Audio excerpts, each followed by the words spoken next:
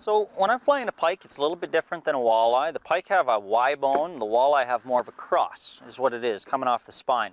So instead of going straight down the side on a pike like you would on a walleye, what I like to do is I like to take the top piece first, and you hold in behind the gill plates, you cut right down, you'll cut right down to the spine, and you'll feel the Y bones. And you basically want to do is you want to bounce right off the top of the Y bones, and you want to run your knife all the way down.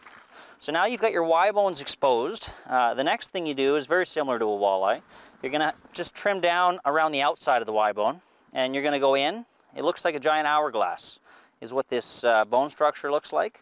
So you're going to cut in on the outside of the Y bone. When you start to get towards the tail, the Y bone comes in very tight to the tail, and you make that cut, and then you do your same cut on the outside to free the meat. Use your knife just like on a walleye and just kind of bounce yourself down the side of the rib cage, and then what we're going to end up with here in a minute is a perfectly boneless pike fillet. We've got this piece of meat right here. This is totally boneless. What I like to do when I'm pulling this apart is I like to cut it right in the middle and just cut it right down the center, and the reason is it just makes it a little easier to take off the meat. Now, one of the things for pike, a lot of people say that they taste really gamey. It's the belly fat on the pike is what it really is. And so on pike especially, what I like to do is I like to trim that belly fat off.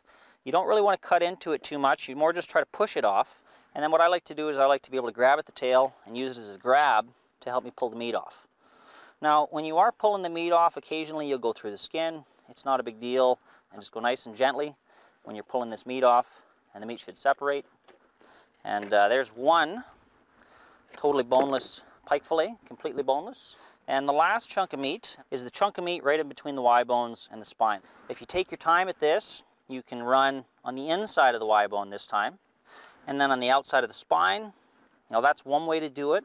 Or, you know, if you're not too picky and you don't mind having a little bit of bones in your meat, cook the whole thing. Or if you're a little bit squirmy, you're a little bit finicky on having bones in your meal, you can take the fish right off the bones before you start cooking it. On these pieces, on the back strap pieces, in between the back straps and the spine, generally easier to cook the whole thing and then separate it after the fact. But either way,